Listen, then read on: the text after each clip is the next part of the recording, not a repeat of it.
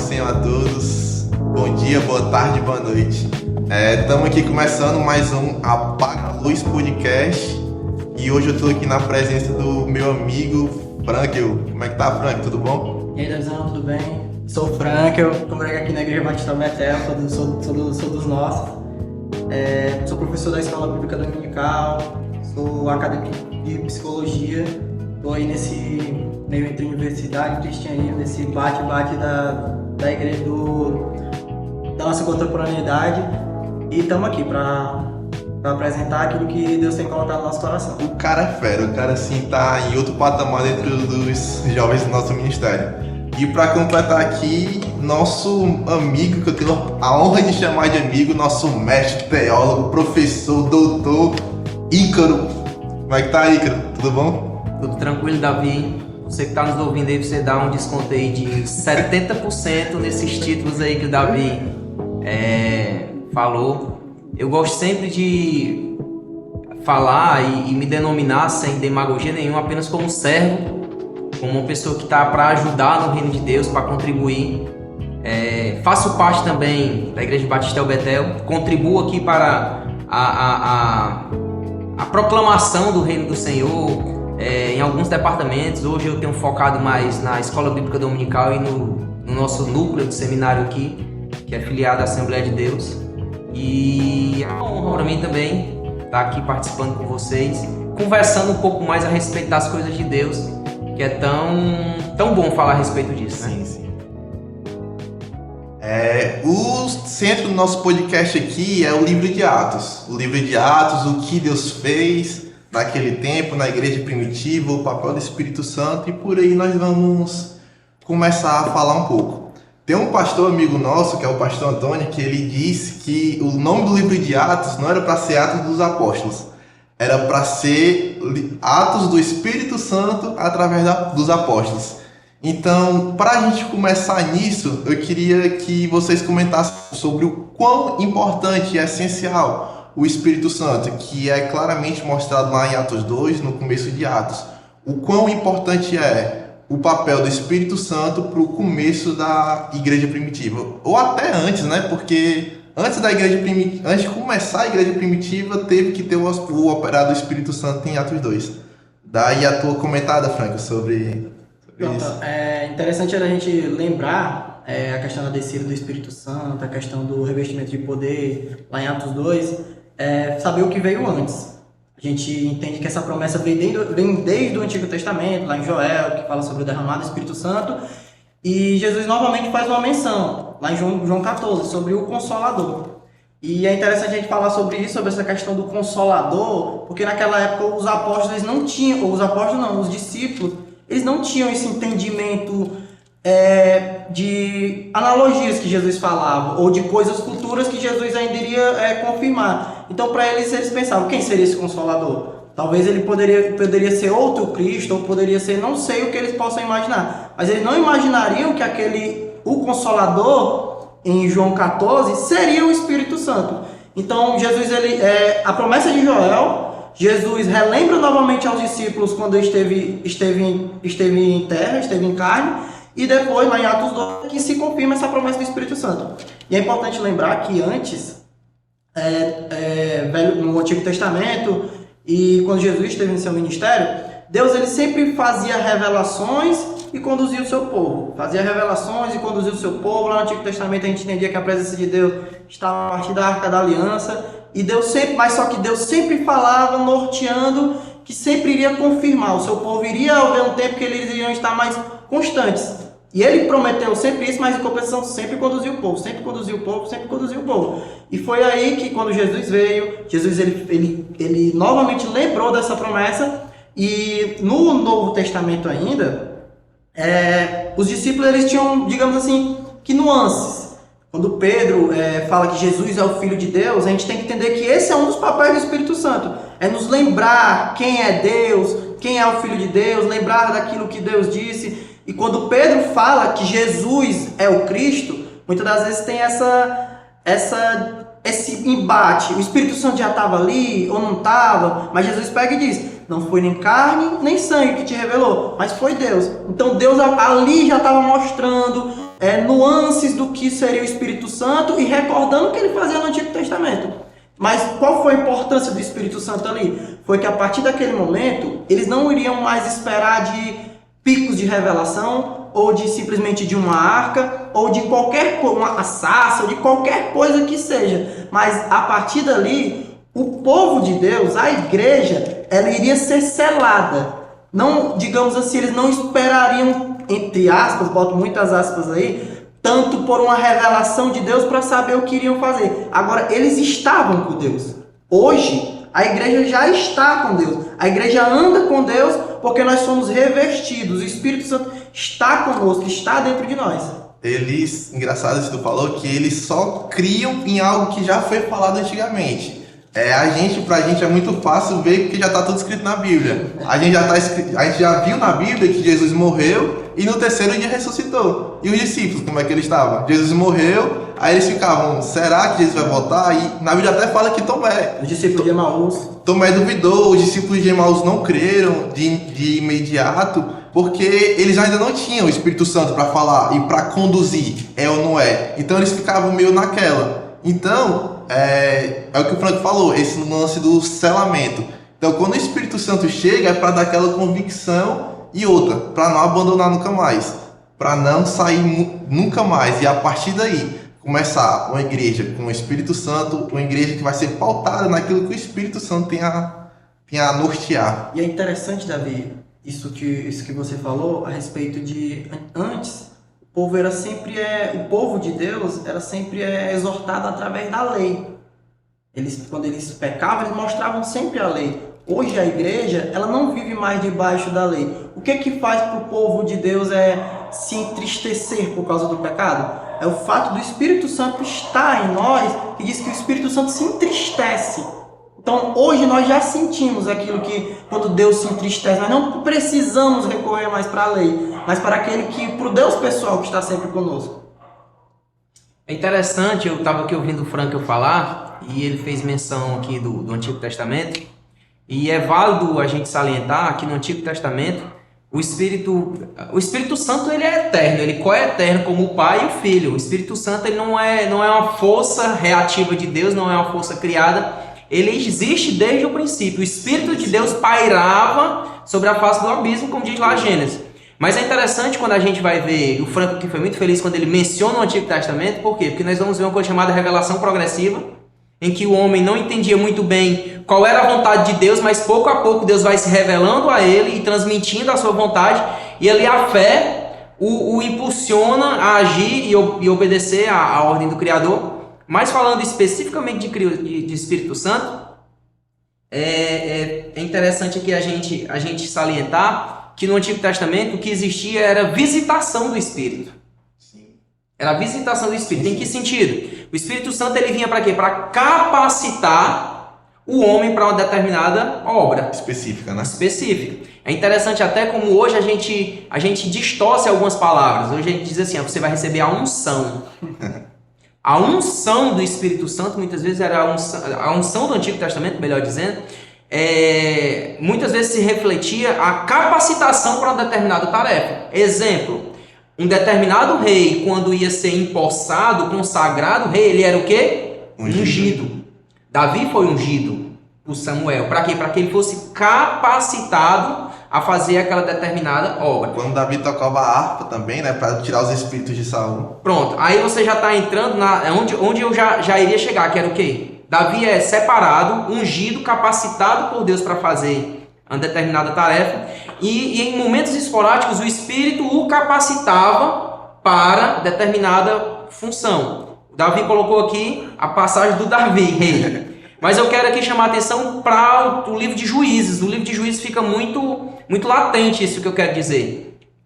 O povo de Deus ele se afastava do Senhor e aí Deus levantava um libertador, onde ele era visitado pelo Espírito Santo e ele se tornava capaz. Tanto é que quando na célebre história lá do Sansão e da Dalila, ele entendia que a força estava em determinada, vamos dizer, no cabelo, como a gente fala, mas ali na verdade era o Espírito que o capacitava. Tanto é que depois dos seus cabelos cortados, o Senhor lhe deu mais uma oportunidade.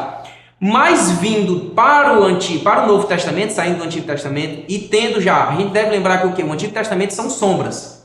Então a sombra aponta para algo. A gente já vendo isso no Antigo Testamento, entendendo que o Espírito Santo, uma das funções dele é o quê? Capacitar. O Franca falou muito bem aqui, Atos 2, que é o dia de Pentecostes.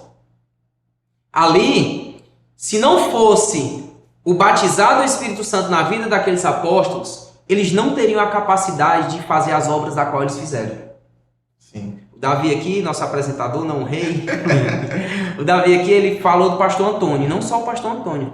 Grandes homens de Deus chamam o livro de Atos dos Apóstolos de Atos do Espírito Santo. Por quê? Porque de fato era o Espírito que conduzia os apóstolos e o povo de Deus para a continuidade do ministério de Jesus Cristo. E aqui, para terminar minha fala, não ficar nada tão extenso, eu quero só mostrar o seguinte, 2 momentos que eu acho, no dicionário aqui pentecostal, poder de Deus mesmo, Deus na terra através da obra do Espírito Santo.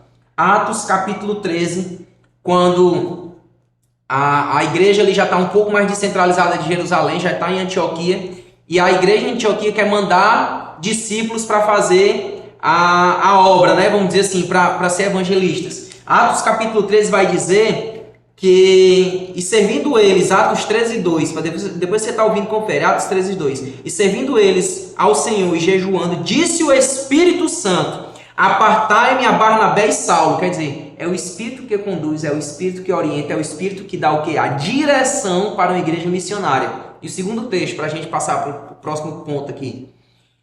Atos capítulo 16. Paulo está na sua segunda viagem missionária junto com Silas. Paulo quer ir para a Ásia Menor. Atos quer cumprir a obra naquela determinada região que ele vê que é carente da visitação do Espírito, da visitação de discípulos para que pregar a palavra de Deus. Atos capítulo 16 vai dizer que o Espírito o impelia, isso é, o constrangia, dizer, não vai para lá, não vai para essa direção. E você entende o seguinte, Davi, poxa, Paulo tinha a melhor das intenções, ir para a Ásia pregar o Evangelho. Mas o Espírito sabia o que era a vontade de Deus e o impele seguir para a Macedônia, cruzar, eu esqueci agora o rio, não é nem o rio, o braço de mar lá que ele tem que cruzar, e ele vai para Filipos, que aí é onde de fato o Evangelho é pregado de forma mais, de um volume maior para os gentios até chegar na parte ocidental do que se conhecia de mundo, né? Então, o Espírito Santo, ele dirige a igreja, ele conduz a igreja e ele determina a vontade de Deus para a igreja. E é interessante falar sobre o quanto o Espírito Santo é um norteador, né? O quanto o Espírito Santo ele sempre está apontando para o caminho que deve seguir. Muitas vezes, talvez, se os discípulos não fossem guiados pelo Espírito Santo, fossem guiados por uma vontade própria, talvez a igreja não seguiria os rumos que tomou. Como o Ícaro falou, Paulo quis ir para um lugar, não foi. Será que se ele tivesse ido, não tivesse seguido a orientação do Espírito Santo? Detalhe que foi na melhor das intenções, né? Pregar a palavra. Não, se eu estou pregando a palavra, eu estou fazendo o que é certo. Mas será que, tecnicamente, é a vontade de Deus? Por isso que a igreja primitiva foi uma igreja muito bem sucedida. Porque foi uma igreja que estava ali, até por ser uma coisa nova, né?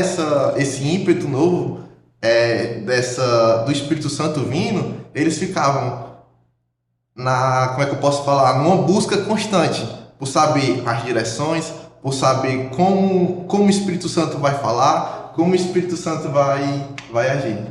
Tem até além disso tudo que a gente está comentando aqui, Atos capítulo 5, né, o foco da nossa conversa aqui é Atos capítulo 5, a gente vai ver, mais uma vez, o Espírito em ação, dando essas diretrizes, como o Davi estava dizendo aqui, e protegendo a igreja, porque a gente vê Paulo muito bem intencionado em Atos capítulo 16, querer ir para a Ásia Menor, o Espírito impele e manda ir para Trode, deixa aqui o nome da cidade que eu tinha esquecido, vai para Trode.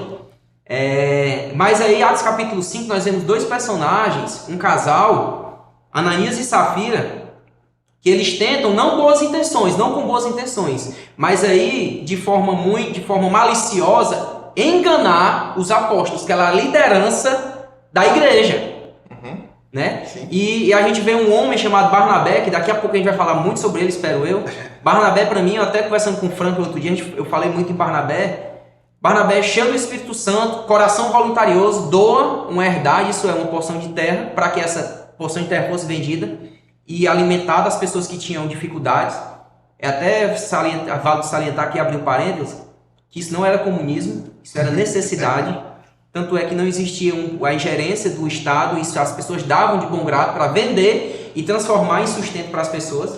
Mas Barnabé doa essa herdade, e a gente vê Ananias e Safira. Vendem uma propriedade também, mas não doam tudo, doam uma parte.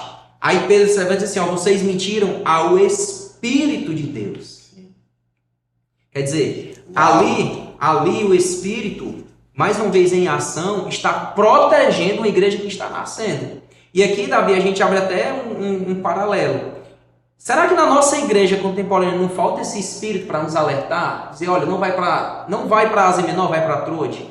Ou talvez ele até esteja alertando e a gente, pela nossa cegueira espiritual, nossos ouvidos tapados, a gente muitas vezes não consegue ouvir o que ele está claramente falando. Eu não vou dizer nem ouvidos tapados, eu vou dizer talvez os ruídos ao redor, porque hoje o problema não é falta de querer ouvir o Espírito, todo mundo quer ouvir. Só que tem tanto ruído ao redor, e o que são esses ruídos? São coisas que não vêm o que Paulo fala com Colossenses, se você já nasceu de novo, olhar para as coisas que são do alto, lembrar das coisas que são do alto. Mas a gente está tão corrompido com as coisas da terra que esses ruídos nos podem assim impedir que a gente ouça a voz do Espírito. A falta também da meditação sobre isso, né? Porque o Espírito Santo ele quer se comunicar com a gente a toda hora.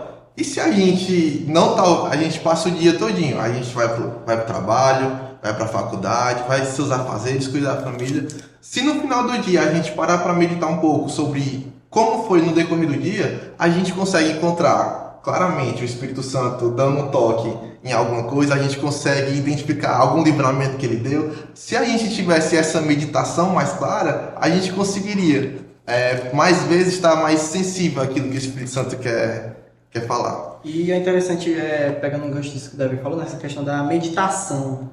Muitas das vezes a gente acaba aqui confundindo muitas tradições com o cristianismo. Essa questão de meditação tem muito da questão do budismo, que tem a questão do zen budismo e tal, e de outras religiões.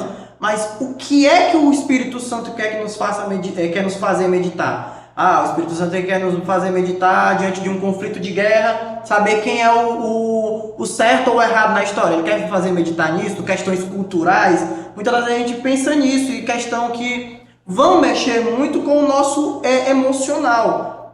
Nós muitas vezes podemos ser levados muito por essa questão emocional de tradições ou narrativas que a sociedade tenta colocar na vida da igreja, ou que nós, a igreja, somos bombardeados diante disso. Mas eu falei no começo, e volto a lembrar, e fazer como o Ícaro, trazer referências, que sempre é bom trazer referência para não pensar que a gente está, é igual na faculdade, quando nós vamos elaborar um artigo, sempre a referência, porque senão é o voz da nossa cabeça. E lá em João 14 fala assim, João 14, 26, mas aquele Consolador, o Espírito Santo, que o Pai enviará em meu nome, esse vos ensinará todas as coisas e vos fará lembrar de tudo quanto vos tenho dito. Então é interessante lembrar disso, que ele vai nos ensinar, ele vai mostrar sim a vontade de Deus, como o Ícaro acabou de expressar aí em Barnabé, foi Paulo a respeito de saber para onde ia, do caminho foi Paulo e Silas. E essa questão da vontade de Deus, e é o mais importante, ele vai nos fazer lembrar tudo aquilo, como Jesus fala para os seus discípulos, tudo aquilo quanto vos tenho dito. E muitas das vezes, como nós vamos lembrar de tudo aquilo que Jesus disse? Meditando na palavra de Deus. Nada melhor do que isso. É tendo sempre a palavra de Deus no nosso coração. É guardar a palavra de Deus, é tendo ela sempre como Davi falou, além do Espírito Santo ser um norteador da nossa vida, ele vai nos nortear para a palavra de Deus, para fazer a vontade de Deus. E através disso, através de tudo que o Espírito Santo fez, começou-se algo que não tinha antes, que era a institucionalização da igreja. Hoje, para uma pessoa qualquer abrir uma igreja, é fácil. Pega um modelo que já existia, pega um modelo de uma igreja que é mais ou menos parecida, uma igreja que a gente tem referência, muda aqui algumas coisas, dá um nome novo, pronto, criou-se uma nova igreja. Só que naquela época de Atos, da igreja primitiva, como é que tu vê, Ícaro, que foi esses princípios, como foi que puxou para começar a instituição em si da igreja? Davi, olha, eu acredito que não foi nada muito programado. Sim. Essa questão da institucionalização, eu acho que é algo muito humano. Sim. É muito humano. Ali, em Atos, o que eu via eram pessoas que foram tão impactadas pela presença e o convívio com a pessoa do Senhor Jesus Cristo que eles queriam simplesmente repercutir tudo aquilo que eles viram. E se reunir, né? Eles tinham nos primeiros capítulos de Atos tem uma palavra que ela se reúne muito, que vai ser perseverar, não é nem uma palavra, é uma expressão, e perseveravam unânimes. Uhum. Eles perseveravam unânimes. Capítulo 1, capítulo 2, acho que capítulo 3 repete mais uma vez. Quando Pedro está lá preso por Herodes, que a igreja está em oração, vai dizer mais uma vez que a igreja perseverava unânime em oração, sabe?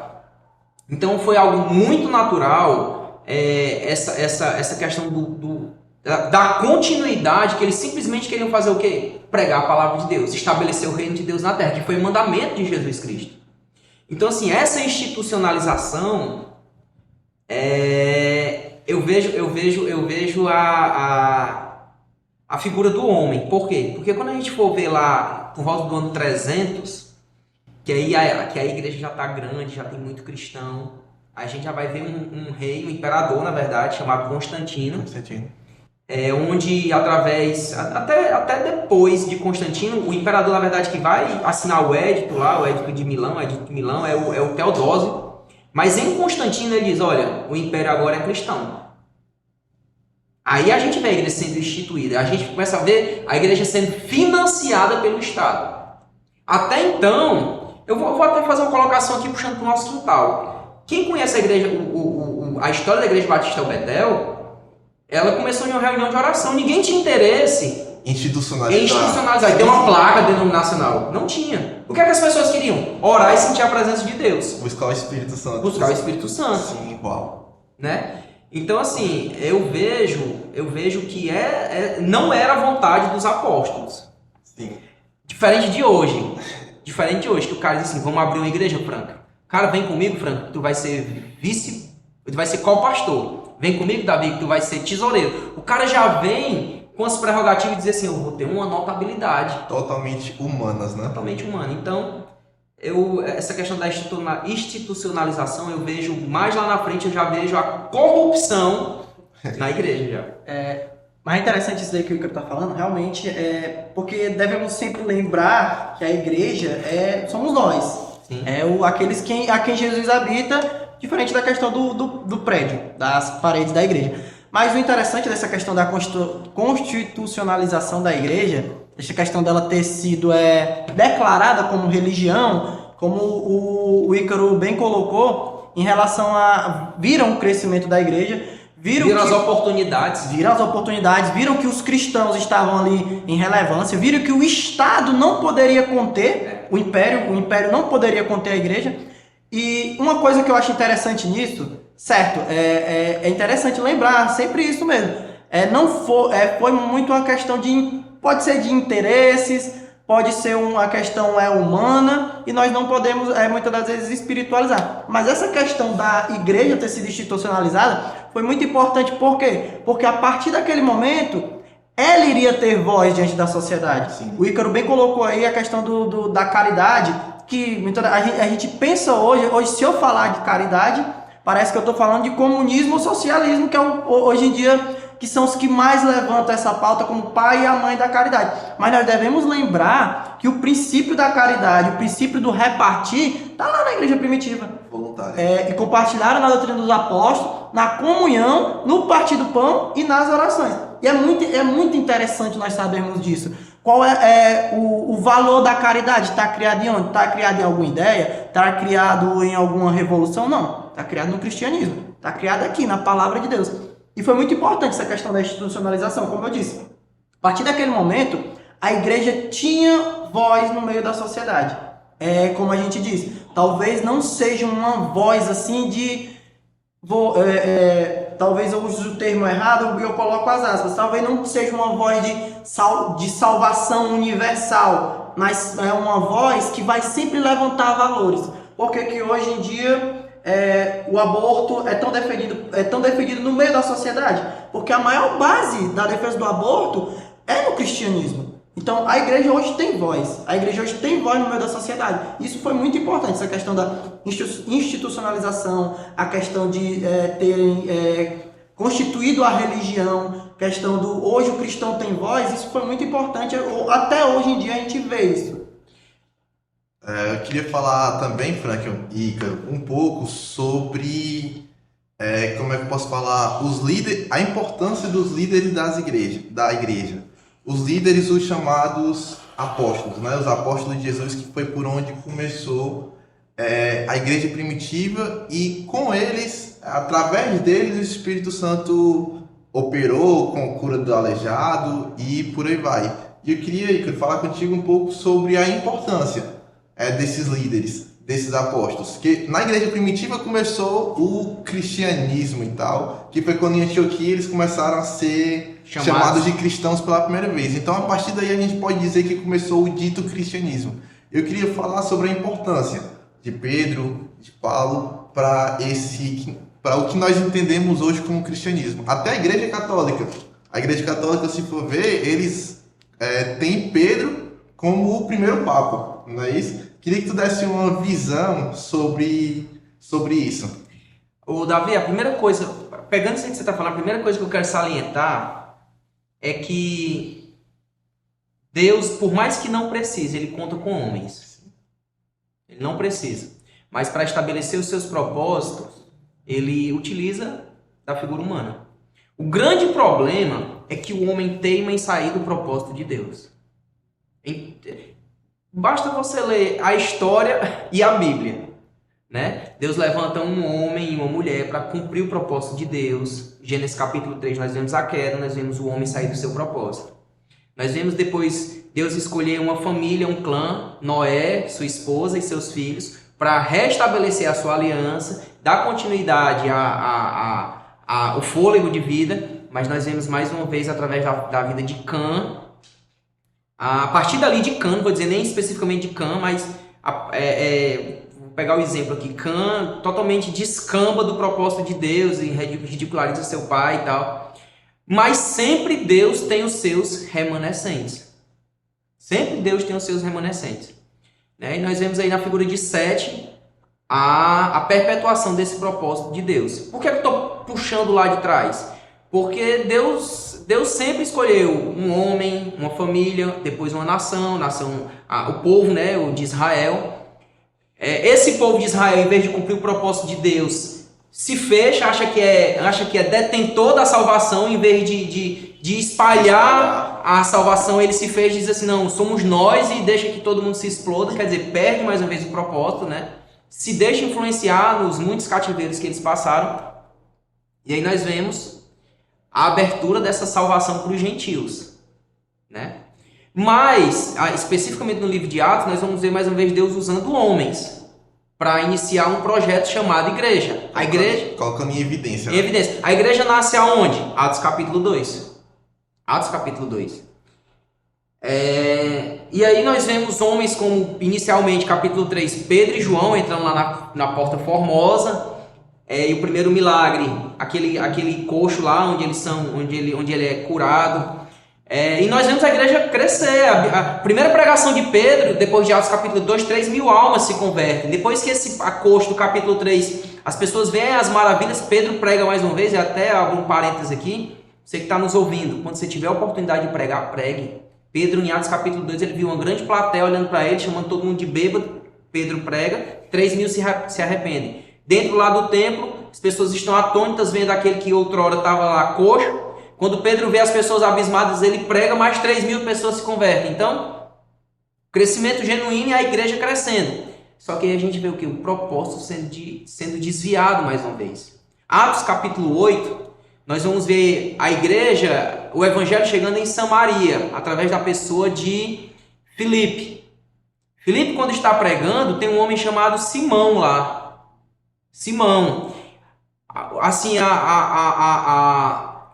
o avivamento que acontece em Samaria é tão grande que mandam chamar, eles chamam os apóstolos lá, porque está acontecendo algo aqui no meio dos gentios, no meio de um povo que a gente tem como inimigo, que são os samaritanos, não é nem os gentios, eram os gentios, mas tinha um pezinho lá na raça judeus, né? Eram judeus, na verdade, judeus samaritanos. Mas pessoas que eles tinham como inimigos, manda chamar os apóstolos que a gente não está entendendo. Vai lá Pedro e João. Quando eles oram para que eles fossem cheios do Espírito, e aí eles são batizados no Espírito Santo, Simão, que se converteu, que era uma espécie de mago, diz assim, quanto é que eu preciso pagar para fazer essa mesma coisa? Aí nós já vemos o desvio de propósito. Sim. Aí a gente vê que onde tem homem, Davi, aí esse propósito do Senhor pode ser distorcido, sabe?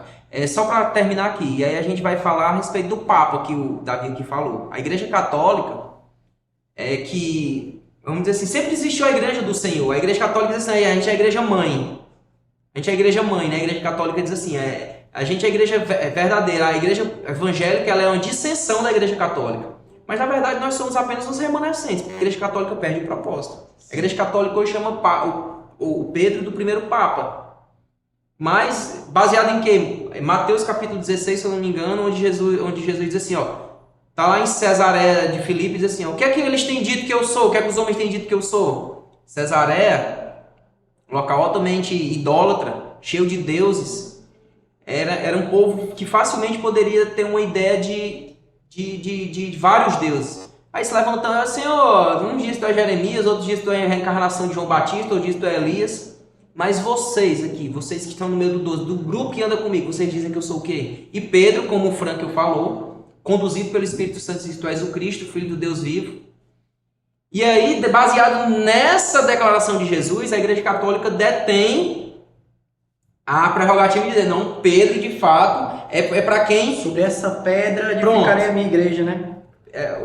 A declaração de Jesus é, Pedro, não foi nem carne nem sangue que te revelou, mas meu Espírito, e tu és pedra, sobre essa pedra eu edificarei a minha igreja, e as portas do inferno não podem prevalecer. Mas o que o Senhor Jesus está afirmando é a igreja, não é Pedro. E a pedra é a revelação do Cristo, Filho de Deus. Eu gosto muito dessa forma de compreender o texto, de fazer a hermenêutica do texto, nessa daí que o Franco acabou de dizer. De que essa pedra indissolúvel, inquebrável, é a revelação de Pedro. Né? Tu és o Cristo, o Filho do Deus Altíssimo. Mas aí, voltando lá para o início da minha fala, onde tem homem, tem desvio. O próprio Pedro, que é revelado, diz assim, Senhor, tu não vai para Jerusalém não, porque lá vão te matar. E eu não vou deixar isso não. E qual é a resposta de Jesus? Para trás de mim, Satanás. Então, todo homem é falível. Daqui a pouco a gente fala mais sobre Papa. Vou passar aqui para o Franco, que eu sei que ele tem muita coisa para acrescentar no que eu estou dizendo. Não, essa questão aí que o Ícaro falou de... muitas das vezes nós... por exemplo, ele falou em relação ao Simão Mago. E é interessante a gente ver essa questão do Simão Mago. Ele tinha acabado de receber uma palavra, de ser salvo, o Espírito habitava nele. E é interessante isso que ele fala, que ele viu o que Pedro e João. Pronto, Pedro tinha acabado de fazer e queria fazer aquilo. Engraçado, e é muito interessante isso, que é uma coisa que ultimamente eu tenho sempre batido na tecla. Muitas das vezes a gente tem boas intenções, mas o que o Ícaro falou que é uma coisa interessante, é a questão qual o propósito de Deus para a vida dele. Por exemplo, Simão, ele queria ser um cara que operava maravilhas. E hoje em dia na igreja, dentro da igreja, muitas das vezes as pessoas têm muito ímpeto de querer servir, e isso é maravilhoso. É como ele falou, meu amigo, se você quiser pregar, que pregue. Isso é bom, a gente não demoniza isso, não diz que é ruim. Mas tem a questão, qual o dom que Deus te deu? Qual o chamado para a tua vida? o que é aquilo que o Espírito Santo tem colocado em você, tem distribuído em seu coração. E é muito interessante isso, porque Paulo vai falar lá em Coríntios, quando fala nas dissensões dentro da igreja, nos problemas dentro da igreja, vai falar que Deus derrama dons, e diversos dons, e glória a Deus por isso. E esse dom é para quê? Para edificar o corpo. Cada membro da igreja, cada parte do corpo, tem uma função diferente. A gente aqui, que é de uma igreja pentecostal, quem não queria fazer as coisas que o pastor Valtinho faz? Quem não queria? Mas a gente tem um cara organizado, que nem o Ícaro, para estar regendo aqui a escola dominical. Tem uma galera aqui da mídia edificando o reino com essa questão da tecnologia. Isso é menos do que as proezas que muitas das vezes nós ouvimos do pastor Valtinho. Isso é menos do que ser um dirigente de escola dominical. Isso é menos do que ser um pastor. Não. Tudo isso é multiforme. É a questão de Deus, ele expandir o seu reino. Isso é maravilhoso por causa também da questão das personalidades. Cada um é voltado para certa coisa conforme aquilo que como Deus nos faz. E nós podemos sim, a igreja pode se expandir mais ainda com esses diversos dons, como a gente falou. O erro está aí. Simão viu aquilo, Simão achou aquilo maravilhoso, Simão achou aquilo bom para ele, mas o que era para a vida dele? E é isso que o Davi falou também. Hoje em dia nas igrejas, é muito fácil abrir uma igreja.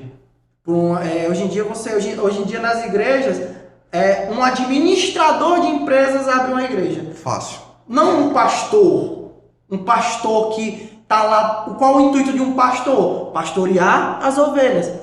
Servir a igreja, está cuidando de alma. Mas um administrador, hoje em dia, muito, por exemplo, eu vou dar um exemplo, que hoje em dia a gente vê muito, igreja pastoreada por administradores.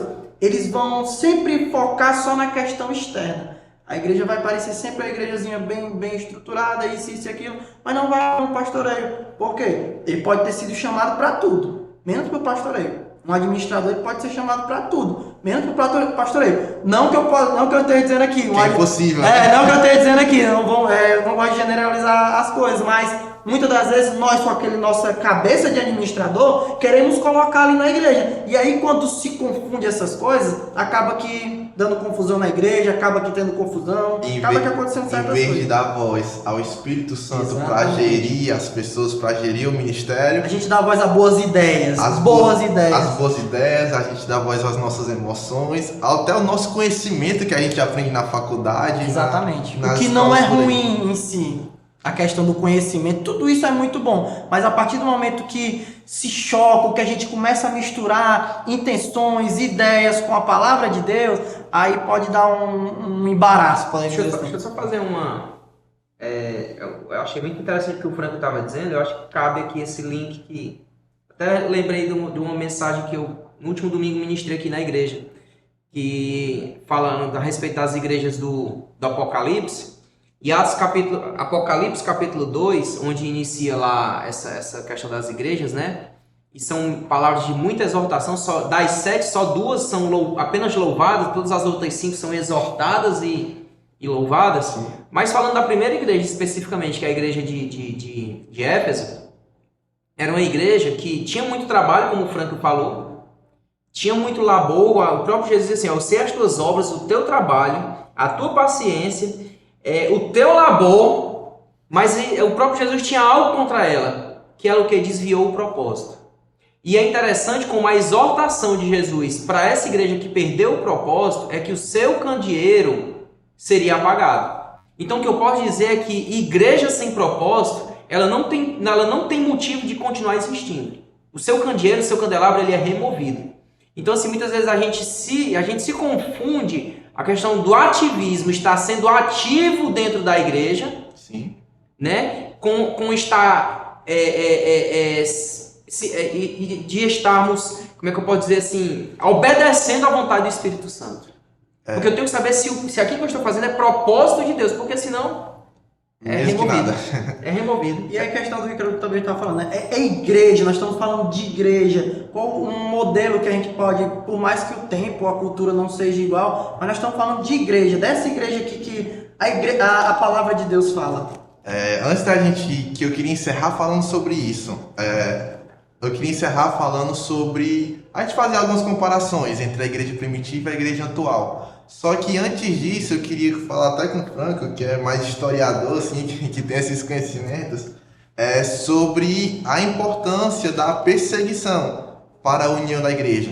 Quando Pedro foi preso, o que foi que a igreja fez? A igreja perseverou unanimemente na oração. Quando Tiago foi morto, a igreja se juntou para orar. Ou seja, a perseguição foi algo chave, eu diria assim, para a união da igreja, para unir a igreja nos mesmos propósitos, para depois a igreja se expandir. A igreja se expandiu, depois virou a religião oficial do Império Romano depois, mas antes ela foi perseguida. E queria que o Franco falasse um pouco, o Franco e o Icaro, na verdade, falasse um pouco sobre a importância dessa perseguição, da perseguição que a igreja teve para a igreja ter esse crescimento. É interessante a gente falar assim, essa questão da perseguição. Eu acredito, por exemplo, no domingo passado, a gente ouviu de manhã na pregação que a questão do sangue dos mártires, eles caíram em solo para que houvesse o crescimento da igreja. Uau. E eu não lembro, o pastor Alano sempre cita essa frase, mas eu não lembro de quem é de fato. Ninguém morre por uma mentira. Isso é fato, ninguém morre por uma mentira. Nós que somos cristãos hoje vivemos em perseguição, seja perseguição física de morte, seja perseguição dos nossos valores. Nós estamos defendendo aquilo que nós acreditamos e vivemos. Nós estamos defendendo um Deus pessoal, um Deus que nós conhecemos. Nós não estamos defendendo uma ideia como o mundo muitas das vezes defende. Nós estamos defendendo o cristianismo e defendendo os valores de Cristo, os valores de Deus. E nessa questão aí da igreja, da perseguição, da importância disso tudo, é que na época o império era contra a igreja. Talvez a instituição, ou coloco aspas novamente, a ideia que pudesse crescer, mais improvável, seria o cristianismo, seria a igreja de Deus, porque viviam meio a perseguições. Então, digamos assim, um império contra um punhado de gente. Um império poderoso contra um punhado de gente. A gente está vivenciando aí uma guerra hoje em dia. Todo mundo espera se a Ucrânia, de fato, fosse somente com o seu exército, com o seu armamento, obviamente o exército russo iria massacrar a Ucrânia. A gente sabe que hoje em dia está tendo a questão de ajuda, nações estão se levantando para ajudar. E a igreja era basicamente isso. A igreja era um punhado de gente. E quem fez a igreja crescer? É o mistério das eras. Quem fez a igreja crescer? Como pode? Citando o salmista, não foram os muitos carros, não foram os muitos cavalos, não foi a força, não foi o escudo, não foi a espada da igreja. Quem fez a igreja crescer, como o Icaro bem disse já no início, foi a perseverança. As pessoas ouviam falar daquele Cristo e defendiam. Havia a conversão, lembrando, porque não é só uma questão de defender uma ideia. Eles eram convertidos e estavam propostos. Nós vamos ver durante todo o livro de Atos, que eles estavam dispostos a sofrer. Eles estavam dispostos a sofrer. Eles estavam dispostos a morrer. Nós vamos ver durante todo o livro de Atos a perseguição e os apóstolos morrendo.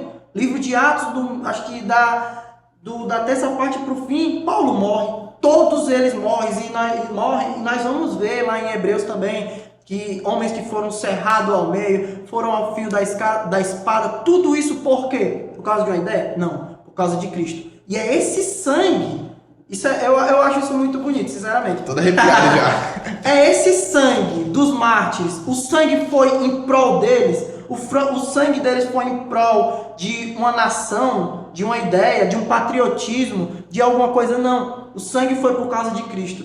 Eles morriam pregando o evangelho. A gente escuta também na questão do Coliseu. É muito bonito aquilo também, de fato, que quando os leões atacavam, hoje em dia tem muitos vídeos, a gente pode olhar, os cristãos cantando, louvando a Deus ali no Coliseu. Eu lembro que a primeira vez, foi o primeiro livro cristão que eu li, que foi o que me deu vontade de ler. Leiam ele. Eu recomendo esse livro para todo mundo. De todo o coração, do Luciano Subirá. Primeiro livro que eu li. E ele fala que ele fez uma viagem E nessa viagem ele passou pelo Coliseu e viu os lugares onde os cristãos eram feitos de tochas humanas.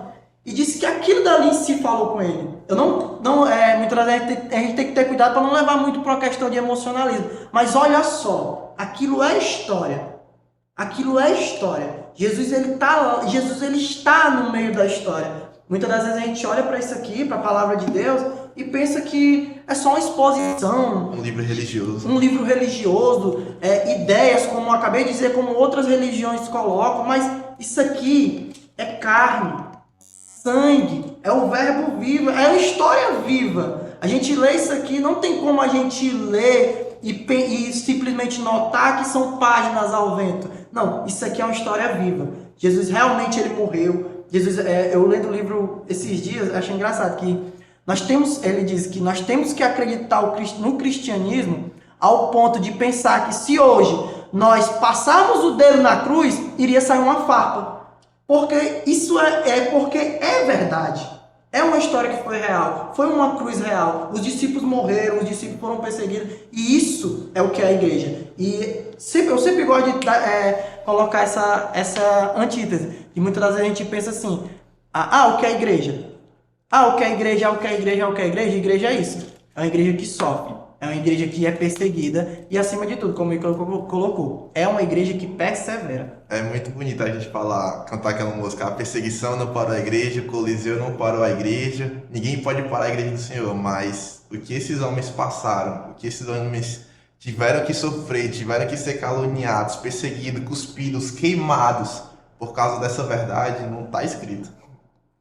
O Franco, ele já colocou tudo que poderia se falar a respeito de perseguição em relação ao espírito que nós devemos ter em ler a história, saber que aquilo foi real e nos impulsionar de alguma forma. Sim. Né? Saber que aquilo ali não é apenas um registro histórico, é como o Luciano Subirac passou e se emocionou sabendo do que ele estava passando ali. E é muito interessante porque a gente tem que ter muito cuidado com mais uma vez eu volto aqui, com as alterações de rota que muitas vezes os movimentos eles começam a sofrer. Porque hoje, quando a gente fala em evangelho, as pregações que a gente ouve é quase que prometendo um céu na terra. É quase que prometendo um venha após mim e deixe de sofrer. Enquanto isso, nunca foi uma promessa de Jesus. O próprio Jesus diz, olha, vão ter dias que vocês serão levados em frente aos governadores, em frente aos mestres, em frente aos poderosos, aos líderes religiosos, mas não se preocupem que vocês serão perseguidos da mesma forma que eu sou. E quando nós lemos o livro de Atos, nós vemos Pedro e João, logo no início do livro, depois que eles curam lá, através uma obra do Espírito Santo, mas através da vida deles, aquele coxo, eles são levados perante o Sinédrio, e o Sinédrio ficou atônito, diz como é que um homem indouto fala coisas tão poderosas. E o Sinédrio os interpelava dizendo, olha, vocês parem de falar a respeito desse Jesus de Nazaré. A resposta deles foi, vale mais obedecer a homens ou a Deus? Uau! Né? E quando eles são soltos ali, são liberados, através da célebre palavra lá do Galileu, que diz, olha, se esse movimento que eles pregam for de Deus, ele vai perseverar. Se não for, ele certamente morrerá. E a gente vê que é de Deus porque nós temos aqui 2000 anos. Mas é interessante, Atos capítulo 5, vai dizer que eles saíram da presença lá do Sinédrio, regozijando, porque padeciam afronta em nome de Jesus. Meu Deus. Cara, é desafiador pra gente hoje. É desafiador, porque o crente hoje, se ele for dentro da igreja interpelado por algum tipo de comportamento, ele faz logo beicinho. Chateei, não vou mais. Né? Você imagina você ser podado de valores de liberdade por alguma coisa, sabe? Até que ponto a gente está disposto? Não é fácil, Davi. Até que ponto nós estamos convictos naquilo que nós acreditamos? Até que ponto a gente vê isso como realidade? Porque ser crente hoje é muito fácil diante disso, né? Assim, hoje eu fico pensando em cabeça de pai, sabe? Porque eu olho e digo assim, poxa, eu não vou me calar nunca. Não vou me calar, não vou deixar de defender minhas convicções. Só que aí, cara, assim, o sistema é tão cruel que eu fico lembrando do que o pastor lá do Rio Grande do Sul, que às vezes vem pregar, o Santo Fontoura, contou que um determinado evangelista foi para uma nação e o maltrataram e ele foi como é? Preso, espancado. Tem uma palavrinha que eu esqueci agora. Mas ele não negava, ele não deixava de pregar o evangelho. Pegaram a filha dele. E disseram, ó, se você não negar o seu Cristo, a gente mata a sua filha. Ficaram assim a uma distância. Quando a criança pôde falar, sabe o que ela disse? Papai, não negue. Uau! Papai, não negue, que se o senhor for morto, um dia a gente se encontrará na glória. É muito importante tudo isso que foi dito, toda essa temática que a gente construiu durante esse podcast. Mas, para encerrar, eu queria que a gente meio que linkasse a igreja primitiva com a igreja atual. O livro de Atos é um livro tão rico, é um livro tão importante, porque eles nos remetem à essência. Às vezes, como o Ícaro falou, a igreja está tão indo para outros pontos, se corrompendo de tantas formas, que às vezes a gente tem que voltar à essência. Que a essência da igreja, no caso, naquele tempo da igreja primitiva. Aí eu queria que a gente, para encerrar esse podcast, a gente desse algumas considerações finais, falando sobre a importância da igreja primitiva e aí meio que a diferença. O que é que a igreja moderna, a igreja atual, precisa voltar para o tempo da igreja primitiva? Como a gente passou aqui esse tempo todo falando, Davi, a gente falou em alguns momentos sobre o propósito, né? E é interessante a gente entender que por mais que a gente possa fazer essa reflexão e, vamos dizer assim, essa comparação, como você colocou, entre o que está escrito e o cenário de hoje, em alguns momentos a gente pode se frustrar. Sim. E até dizer assim, poxa, a igreja não é mais igreja, o evangelho não é mais evangelho, mas uma coisa que a gente tem que ter em mente, tudo está nas mãos do Senhor. Sim. A gente não pode entender e acreditar que a situação chegou a tal ponto que o Senhor perdeu o controle disso, porque isso é impossível. Então, se existe ainda uma ferramenta, um braço de Deus na terra, esse braço chama-se igreja. Por mais que haja os que distorcem, como falando desde a época de Noé, desde sempre vai haver os que distorcem, mas Deus nunca vai deixar de lado os remanescentes. Então, assim, existe um propósito, existe um povo, existe um remanescente. O que nós precisamos fazer é Bíblia na mão, reflexão e dizer, eu quero parecer com isso aqui. O protótipo é esse. Bíblia na mão, joelho no chão. E pedindo o Espírito Santo para... E a busca pelo Espírito Santo. Começa da nossa conversa lá. Condução, orientação, direção, iluminação. Tudo da parte do Espírito Santo para que a gente possa colocar em prática o propósito de Deus aí na história da igreja. Tá aí, galera. É bem facinho. Segue o script do Ícaro aí e dá certo. A minha consideração a respeito da igreja antiga para a igreja atual é que hoje em dia, voltando ao primeiro ponto que eu falei, a gente muitas das vezes mistura muito cultura, tradições, embates culturais com a igreja. E eu queria para ser bem breve, o que a igreja precisa? O que a igreja de antes tem para nos ensinar? E eu queria ler só um versículo que o Ícaro já falou um pouco sobre ele. Apocalipse, capítulo 2, diz assim, conheça as tuas obras e o teu trabalho, a tua paciência, e que não pode sofrer os maus, e pusestes à prova os que dizem ser apóstolos, e o não são, e tu achastes mentiroso, e sofreste, e tem paciência, e trabalhaste pelo meu nome, e não te cansaste. Aí ele diz, tenho porém contra ti, que deixaste o teu primeiro amor. Eu acho que o que falta para a igreja hoje, a gente vê os princípios, os primórdios, lá em Atos, da igreja primitiva. E o que falta pra gente? Falta a gente voltar. Não voltar aquele tipo de, digamos assim, de imaturidade, mas voltar a conhecer aquele Cristo. Porque a gente sabe que quando Paulo se converte, ele diz que está disposto a sofrer pela igreja. E o que falta? Falta a gente voltar a esse primeiro amor e pegar esse combo novamente. Esse combo de sofrer, esse combo de amar, esse combo de perseverar, esse combo de saber o que é a igreja. Acho que o que nós podemos ter aprendido com a igreja e vendo o que João falou lá em Apocalipse é isso. É o primeiro amor, é o fervor, é saber, é se apaixonar todos os dias por Cristo ao ponto de morrer por Ele. Só, eu sei que a gente já está encerrando, mas só completar o que o Franco estava dizendo no texto de Apocalipse. A exortação do Senhor para a igreja de Éfeso é: lembra-te de onde caísse, arrepende-te Sim. e volta a praticar as primeiras obras. As primeiras. Então é início. E com tudo isso que foi falado, a gente consegue ver o quão rico é esse livro de Atos e o quão importante é a gente entender de onde foi que a gente começou, de onde saíram os nossos pais, a gente tem que entender.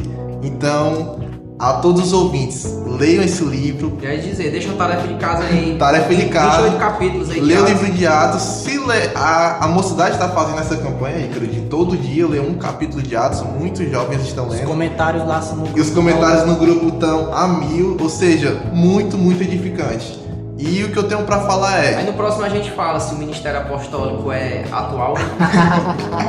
Então a consideração final é: voltemos à essência. Voltemos a lembrar da igreja primitiva.